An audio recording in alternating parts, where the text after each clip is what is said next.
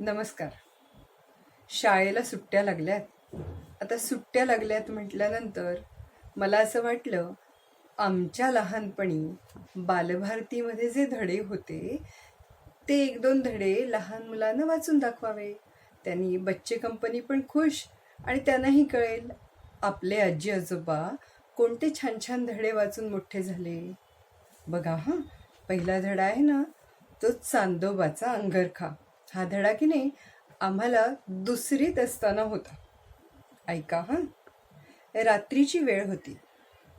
थंडी बरीच पडली होती. आभाळात चांदोबा उघडाच फिरत होता. चांदोबा आईकडे गेला आणि म्हणाला, आई आई, मला फार थंडी वाजते. मला एक अंगरखा शिवशील? जवळ बरेच ढग पडले होते. आईने एक पांढरा ढग घेतला आणि चांदोबाला एक उबदार अंगरखा शिवला. चांदोबा तो अंगात घालून फिरू लागला. दुसऱ्या दिवशी रात्री चांदोबा आईकडे रडत गेला आणि म्हणाला, आई, माझा अंगरखा सैल कर, मला तो फार घट्ट होतोय. आईने पाहिलं, अरे खरंच आज चांदोबा थोडा मोठा झाला होता. तिनं अंगरखा थोडासा सैल करून दिला. तिसऱ्या रात्री चांदोबा फिरून आईकडे रडत रडत गेला आणि म्हणाला, आई, माझा अंगरखा आणखी सैल कर, मला तो फार घट्ट होतोय. चांदोबा आज आणखी मोठा झाला होता.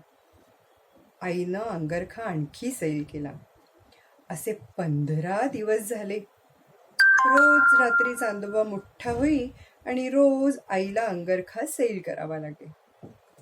तिसऱ्या रात्री चांदोबा आईला म्हणाला, आई ग, आज की नाही मला अंगरखा सैल होतोय, जरा घट्ट कर ना. आईने पाहिलं तर खरंच आज चांदोबा जरा लहान झाला होता. आईनं अंगरखा जरा घट्ट केला. त्या रात्रीपासून चांदोबा लहान लहान लहान होत चालला. तो रोज रात्री आईकडे रडत जाई आणि आईला त्याचा अंगरखा थोडा घट्ट करावा लागे. असे 15 दिवस गेले. शेवटी आई फार कंटाळली.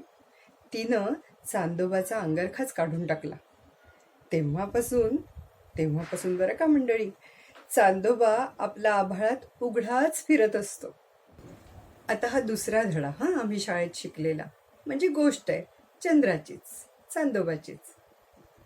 तळ्यात पडलेला चंद्र. एका रानात एक मोठं तळं होतं. त्या तळ्याच्या काठी पुष्कळ झाडं होती. त्या झाडावर काही माकडं राहत होती. माकडांची पोरं भारी खोडकर होती. ती साऱ्या दिवसभर ओरडत भांडत आणि दंगा करत. मोठी माकडं त्यांना सांगून सांगून दमली, पण ती काही त्यांचं ऐकेनात. एकदा चांदणी रात्र होती. सारी माकडं झाडावर निजली होती. इतक्यात एक माकडाचं पोर हळूच झोपेतून उठलं आणि तळ्याकडे पाहू लागलं. तो काय, त्याला तळ्याच्या पाण्यात चांदोबा दिसला. त्याला वाटलं की आभाळातून पाय घसरून चांदोबा नक्की तळ्यात पडला असावा. त्यानं हलकेच बाकीच्या पोरांना जागं केलं. अरे उठा उठा, निजला काय, चांदोबा तळ्यात पडलाय ना. मोठ्या माकडांना कळायच्या आधीच आपण या चांदोबाला बाहेर काढूया आणि आभाळात होता तिथे ठेवून येऊया. चांदोबाला बाहेर काढायचे सगळ्या पोरांनी ठरवलं. पण त्याला काढायचा कसा? पाण्यापर्यंत हात पोहोचणार कसे? एका पोराच्या डोक्यात युक्ती आली. ते म्हणाले, चला आपण साखळी करूया. तळ्याच्या पाण्यावर एक फांदी आली होती. त्या फांदीला मग ते माकड उरफाटे लोंबकळले. दुसरे माकड त्याच्या अंगावरून खाली लोंबकळले. पहिल्याने दुसऱ्या माकडाची शेपटी हातात धरली. दुसरे माकड उरफाटे लोंबकळू लागले. याच रीतीने दुसऱ्याने तिसऱ्याची शेपटी पकडली.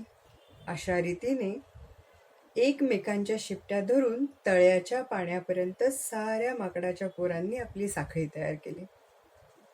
अगदी शेवटी असलेल्या माकडाने चांदोबाला काढण्यासाठी आपले दोन्ही हात पाण्यात घातले. तोच काढ काढ काढ काढ काढ झाडाची फांदी मोडून एकदम खाली आली. सारी माकडांची साखळी धपकन पाण्यात पडली.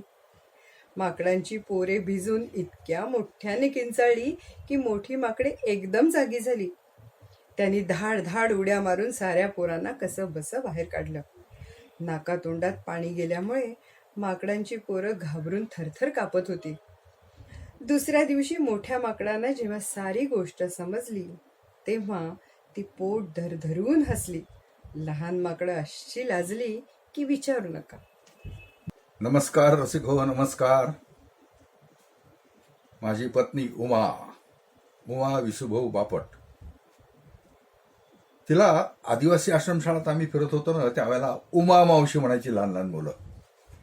तर उमा मावशीनं वाचून दाखवलेले हे धडे, अभिवाचन केलेले हे धडे तुमच्या घरातल्या लहान लहान मुलांना नक्की ऐकवणार ना. आणि शिवाय हा संपूर्ण भाग आपल्याला कसा वाटला, लाईक, शेअर, सबस्क्राईब करा आणि कॉमेंट सुद्धा करा बरं का. धन्यवाद.